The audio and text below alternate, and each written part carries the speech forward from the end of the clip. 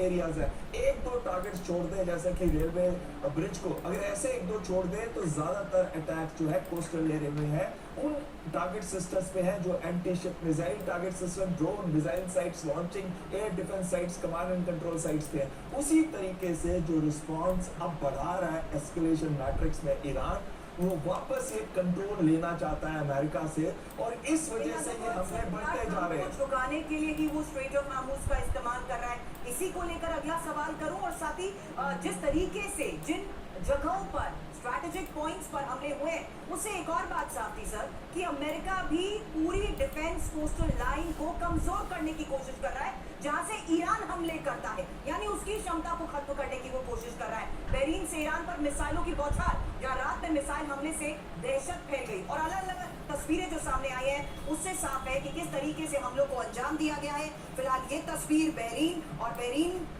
की वो तस्वीर जहां रात में मिसाइल हमले से दहशत फैली। अब ईरान के बंदर अब्बास में यूएस के हमले को लेकर खबर है। इन हमलों के बाद बंदर अब्बास में धुएं का गुबार नजर आया।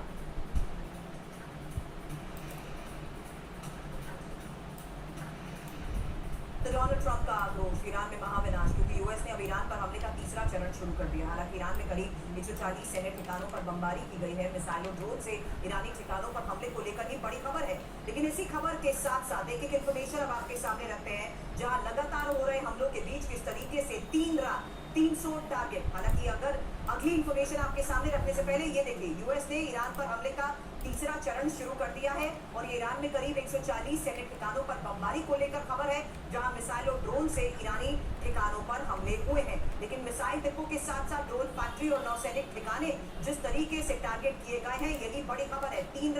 300 टारगेट। हमले क्यों हो रहे हैं? क्योंकि ईरान ने पहले कमर्शियल जहाजों पर हमले किए, और रूस पे हमलों के बाद अमेरिकी पलटवार हुआ। अब कतर, यूएई के टैंकर पर आईआरजीसी ने भी अटैक किया है। सो इस मेरा सवाल यही है कि क्या अब इसी स्ट्रेट ऑफ हार्मुज को देखते हुए क्या ट्रंप को और मजबूर करने की कोशिश ईरान कर रहा है, और क्या वो इसमें कामयाब है?